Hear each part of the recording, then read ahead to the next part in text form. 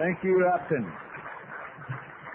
I forget things that I did on occasion, and once when I was younger than him, I took a cure and moved from the East Coast to Southern California, and things did not get better.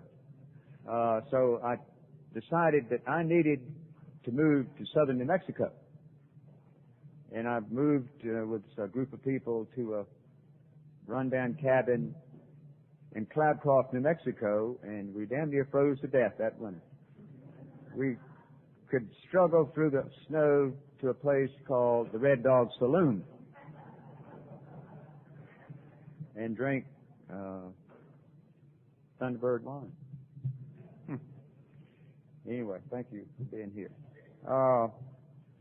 And I just saw someone here that I didn't even know was in town, and Upton was talking about the people that have made a difference. In Stan and Mary Kay, right there they are. Okay, thank you for being here. Stan taught me that I could take out the trash at a barbecue one time. I didn't know I could do that. It was Founders Day. We had a big deal, and Stan, I guess, was in charge. I don't know. But anyway, he taught me how to take out the trash, and I'll be eternally grateful. And I'm going to read one more thing here. It says on page 24, the fact is that most alcoholics, this is really important for me to know, for reasons yet obscure, have lost the power of choice in drink. Our so-called willpower becomes practically non-existent. We are unable at certain times to bring into our consciousness with sufficient force the memory of the suffering and humiliation of even a week or a month ago. This is it. We are without defense against the first drink. I am so grateful for those words. Anyway, Valerie told me I was to sort of share a little bit about what happened to me, too, and I hope it's a little bit like it needs to be. I like to say in my story that you guys sent for me. I didn't just show up in AA one day. You guys came and got me. Well, not you exactly, but you sent people. You sent the fire department. You sent the police. You sent the ambulance. And, I created such a disturbance that night that when I came out of all that fog and blackout and all that stuff, I was thoroughly convinced that alcohol would not work for me anymore.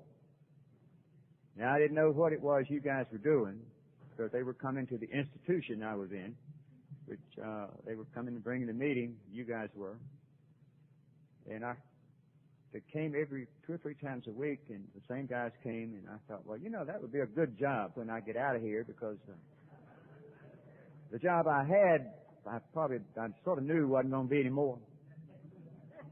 So I thought, well, now that would be a good job for me to do, is take a meeting into an institution. And this is one where we did not have doorknobs on my side of the door.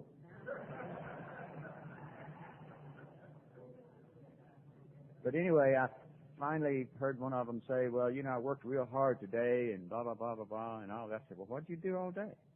I thought that was his job. And he explained to me, no, this is just a way for me to keep sober, is to bring the meeting over here where you are and other people like you. And I couldn't understand somebody wanting to give up their valuable time. I mean, how could they watch TV if they were over here at this meeting 3 or 4 nights a week? But slowly but surely I caught on that that's the way we do it here. That's the way you taught me how to do it, is to pass this thing on to someone else.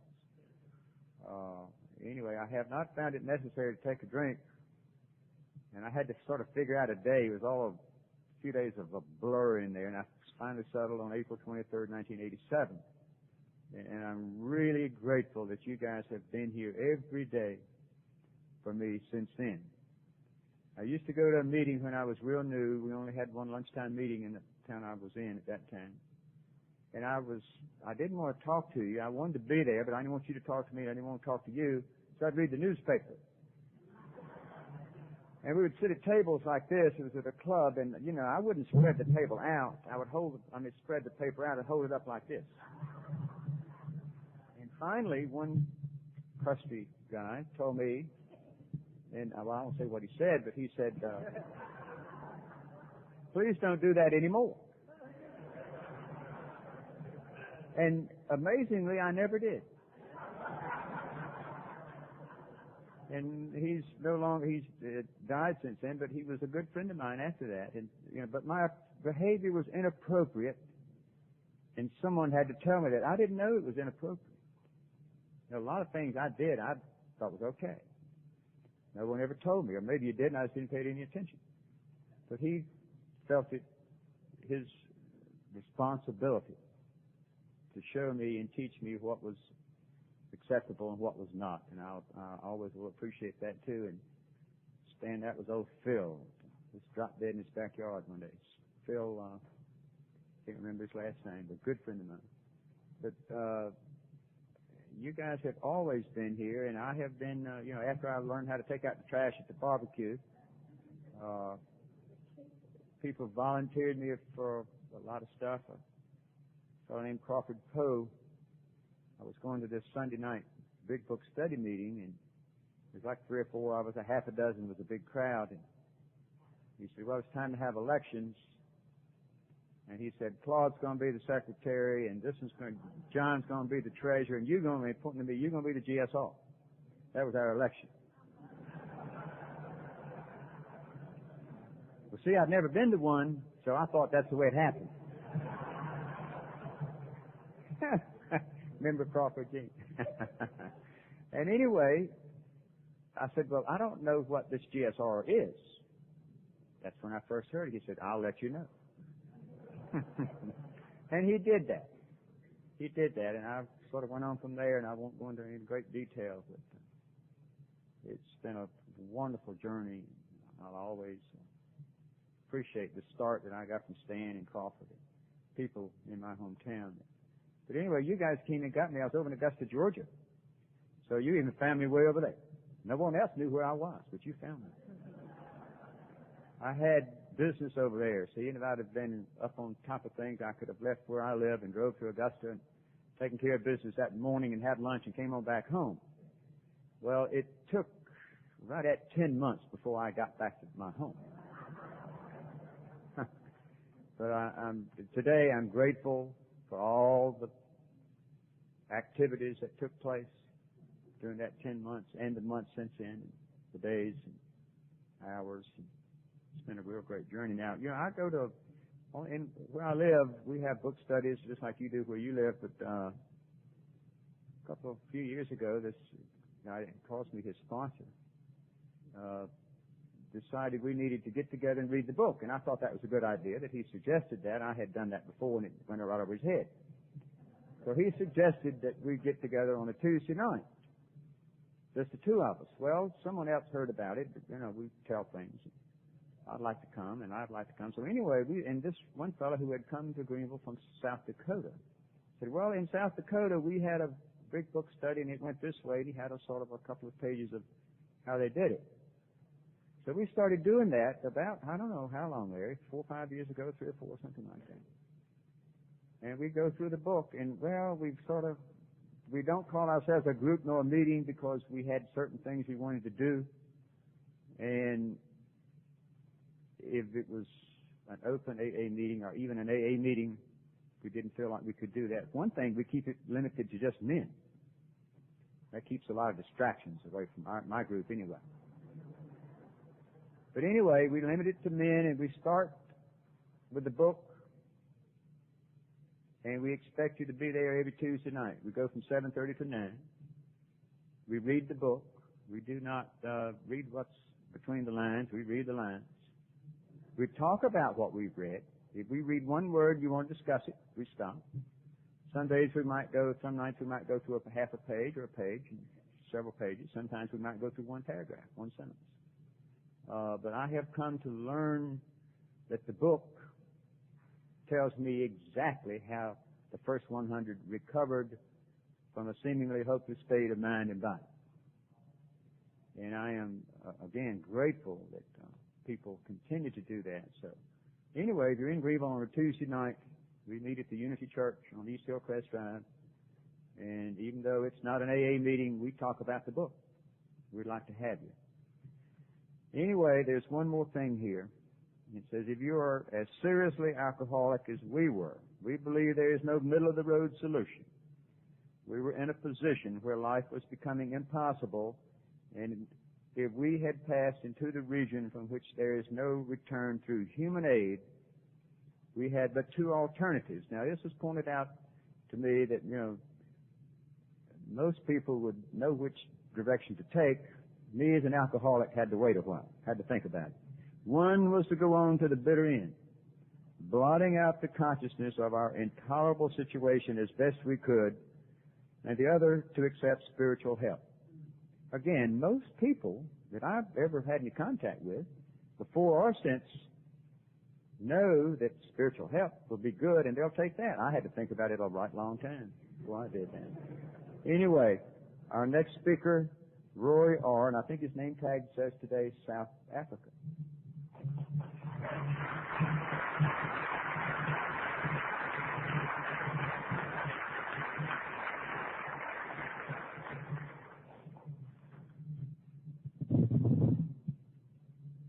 Hi, my name is Roy and I'm an alcoholic. And I'm sober today through the grace of God and the fellowship of Alcoholics Anonymous. My home group is the Riyadh group in Saudi Arabia. Our group membership is about 10 people, so I'm not actually accustomed to seeing so many people. Just like to say that I got sober in South Africa, Durban, on the 6th of November 1995. My friends back in Saudi Arabia tell me that the AA program that I talk and that I believe in is a little bit old-fashioned, but I like it that way. I'd like to thank the General Service Board and the Convention Committee for giving me this privilege to come and share with you. My purpose in coming here was actually to learn, and sharing with you is actually a bonus for me because I really want to learn. When I came to Alcoholics Anonymous, I discovered that I suffer from a disease which is physical, mental, and spiritual. Today I want to talk about my spiritual disease. It doesn't mean that I wasn't mentally and physically affected as well. But my spiritual disease and the solution that was offered to me was a spiritual solution. And I had a great deal of difficulty with that. Because when I arrived here, it was coming full circle for me. I had to go back to the spiritual state that I was at the age of 6 years old. Because you see, I come from an alcoholic home as well. And when I was at the age of 6 years old, I witnessed for the first time my father suffer an alcoholic fit. And I thought he was dying. And while my mother was busy helping him, I went to my room and I prayed to God and asked God, please let him live. And he lived. And I believed in God. And as the years passed, my faith in God grew. And I decided at one stage, on my own free will, that I wanted to become a priest. But with the onset of adolescence, I always knew that I was different from other people. I knew that I was different in a way that wasn't good. I wasn't sure why, but I just knew this. And with the onset of adolescence, I wanted to be like the other people. I thought they were having more fun than I was, that they were enjoying life more than I was, and I wanted to be like them. And I became suspicious of my family, our priests, my teachers, and I was especially suspicious of God, because I thought that somehow I had been tricked into making this decision where I was going to sacrifice my life, and I wasn't going to get any enjoyment out of it. And I tried to distance myself as far as possible from anything spiritual, and especially from religion and God, because I knew that if I tried this again, they'd probably get me, and then I would become a priest.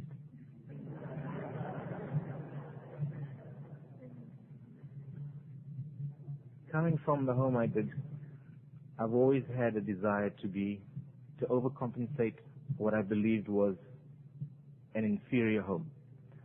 So I wanted to be a success. And I developed a philosophy that if I practiced my willpower and my discipline, I could be a success. And willpower and discipline were extremely, extremely important to me.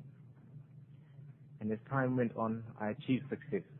Whatever I did, I tried my best. And as time went on, I became very proud. I became very arrogant. And I started to believe that I had no need for God in my life. and I would study books, and I would read literature to prove to myself and to other people that God did not exist. As far as alcohol is concerned, I come from a very long line of alcoholics, and I was aware of the dangers of alcohol. So when I started to drink, I drank very cautiously. But as time went on, I became confident because I knew that I was strong. I was different. I would be the one exception. At the age of 24, I was at the height of my success. I'd landed myself one of the greatest jobs that I can imagine for a guy like myself. I just graduated from university. I'd just been married. I bought myself a car, and I had a beautiful home. And I was having my birthday party, and I invited all my friends to come and celebrate my success. And there came an unexpected guest. My mother wasn't the sort of person to come to a function where a lot of alcohol was being served. And in a break in the proceedings, she called me aside, and she gave me my birthday present. And I opened it, and it was a big book, Alcoholics Anonymous.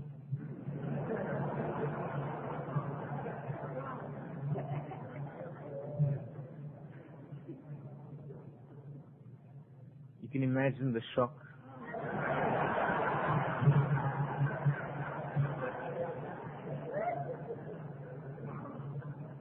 And the anger, because I wasn't like my father. I wasn't like my grandfather. I was different. I would be the one exception. And she begged me, please read the book, because she could see the signs. And she'd lived with the alcoholic all her life, and she could see the signs. And she told me, look, you're going to be worse than your father. And I said, no, I am far too intelligent for that.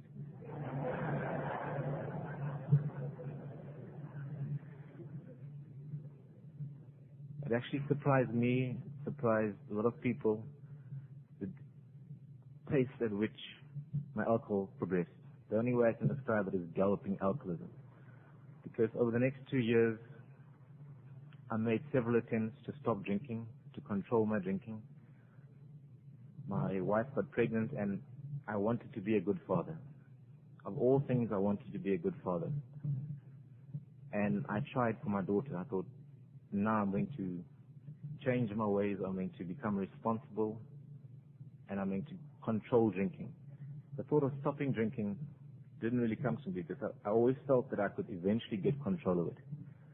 And I would invent excuses for my drinking and for my actions while drunk.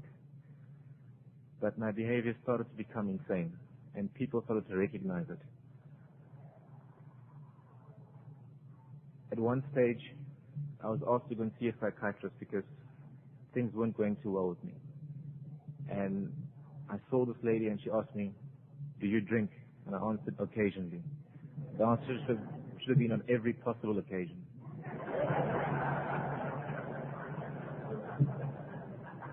That was my first and last session with her. By my actions, I isolated myself from my family and my friends. I suffered a great deal of shame, a lot of guilt, and a lot of remorse. And some of the things I did went against everything I had been taught, my conscience. It became increasingly difficult for me just to stay sober because I was so disgusted with myself. During the course of 1995, in the space of 6 months, I was defeated, I was baffled, I was confused. My father would oftentimes come to my rescue when I'd gotten myself into some serious trouble, and he died. I think that in the same month, I got a divorce. I'd smashed my car.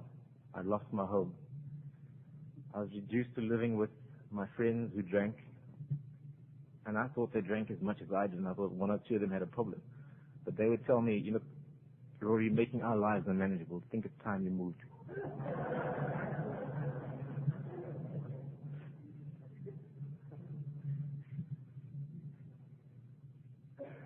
At about this time, there was a bar that I would go to on a regular basis, and I was on very good terms with the bartender. And even today, I would still consider him my friend. And he'd start telling me, because I would share with him about the difficulty I was experiencing and how life had been so cruel to me. And he started telling me about this young man who used to visit the pub quite regularly, who would stop drinking and gone to a place, and he said he thinks it was Alcoholics Anonymous. He's not too sure, but he thinks it's Alcoholics Anonymous. And this guy is really doing very well now. I said, yes, that's great. You must pass my encouragement on to this chap.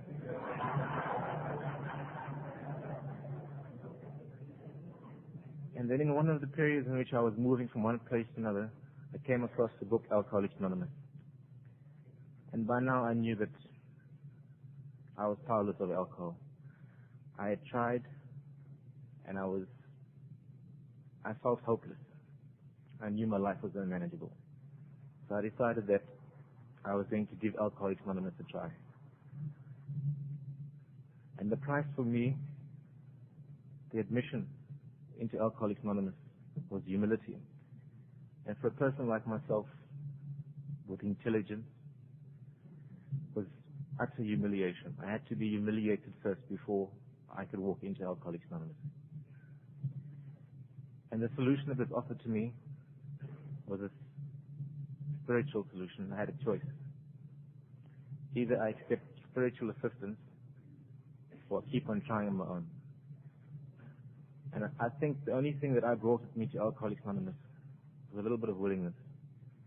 And it wasn't willingness that came out of myself. It was willingness that came out of circumstances in which I found myself as a result of drinking alcohol. And I thank God every day that I fell into the two hands of two men who believed and practiced the principles of faith and action. Because for me, the program of Alcoholics Anonymous, there's a lot of stuff in the program of Alcoholics Anonymous. But for me, it boils down to two things, faith and action. And when I walked in, I was very confused. And these two guys tried to make it as simple as possible for me. They said to me, Rory, look, we're going to give you 4 habits. And if you follow these 4 habits diligently, we promise you, you will stay sober long enough to get involved in the 12 steps with Alcoholics Anonymous. And the first habit they gave me was the meeting habit. They asked me to go to as many meetings as possible. And in my first year in Alcoholics Anonymous, together with these two guys, they were a tag team. It was either one or the other, or both of them. We went to more than 330, 350 meetings, I don't know. And the reason I had to go to those meetings was to drum home the 3 pertinent ideas. That A, we were alcoholic and could not manage our own lives. B, that probably no human power could have relieved our alcoholism. And C, that God could and would if he were sought. And over the course of that year, I listened to people I identified that smashed home the idea that I was an alcoholic. I could not drink like Mr. Smith or Mr. Jones. And I also learned how other people had managed to establish a relationship with the God of their understanding, who had solved their problem. The big book promises us that. The purpose of this book is to enable you to find a power greater than yourself who will solve your problem. Now, when it came to God, I had a particular problem because I believe myself to be an atheist. And with all my studying of religious matters, I was very confused. But they made it very simple for me. They said, you are free to choose your own conception of God. And I couldn't argue with that. God as our understanding. And for the person who inserted that part in the big book, as we understand him, I'll always be grateful. But these guys are pretty strict. They said your daily routine is every day you ask God to keep you sober for that day. At the end of the day, you thank him for keeping you sober. And during the course of the day when you're confused and you're scared, which was most of the time in the beginning, I was to ask God for some guidance and direction. And I did that. The third habit was the transparency habit. That I was to be honest with myself about the fact that I'm an alcoholic. I was to be honest about my motives, about where I wanted to go to and why I wanted to do certain things. And especially I had to be honest with them, because the people of Alcoholics Anonymous could not help me if I wasn't honest with them. I had to tell them what was happening inside of me, how I was feeling, whether I wanted to have a drink or not. I had to tell them what was happening outside of me, whether I had a place to stay, how I was financially. And then the most important habit that I believe today was a service habit, that I was to try and be helpful in all aspects of my life. And in the beginning, they considered it too much of a risk to put me anywhere near a newcomer. So I would go out with them on 12-step calls, and I would just sit and listen. Because I was a young person, they'd take me to meetings where there were other young people, just to get the physical identification. I wasn't allowed to speak.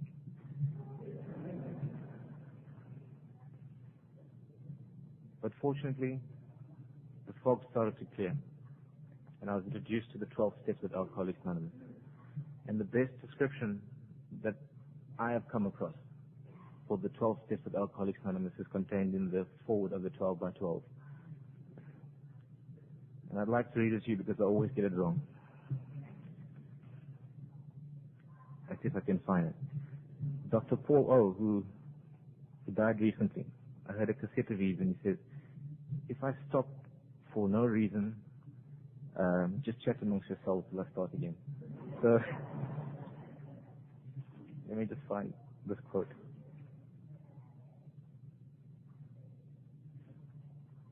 Well, it goes along the lines of AA's 12 steps are a group of spiritual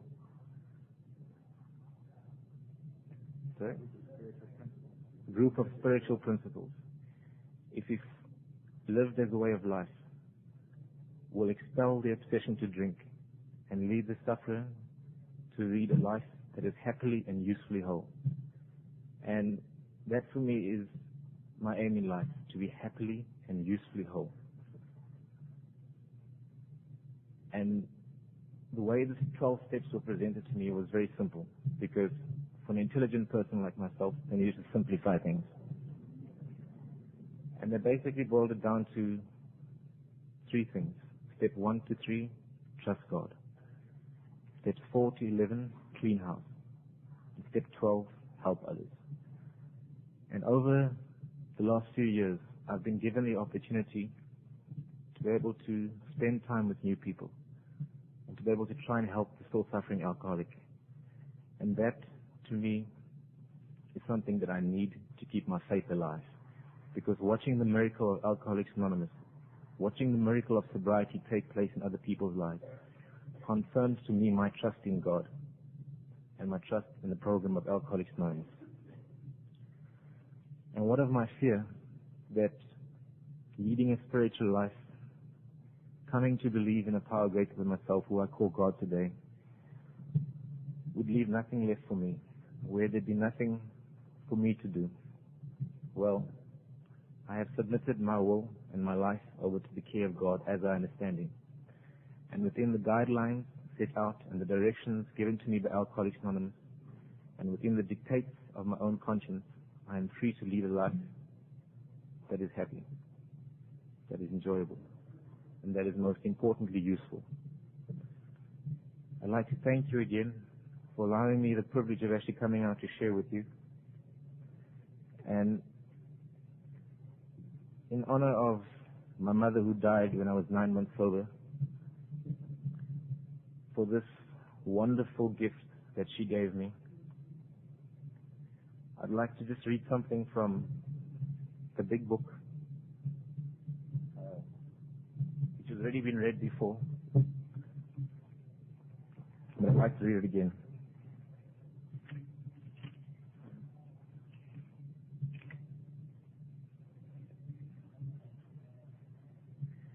The tremendous fact for every one of us is that we have discovered a common solution.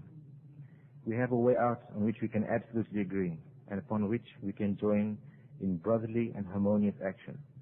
This is the great news this book carries to those who suffer from alcoholism. Thank you very much, and God bless.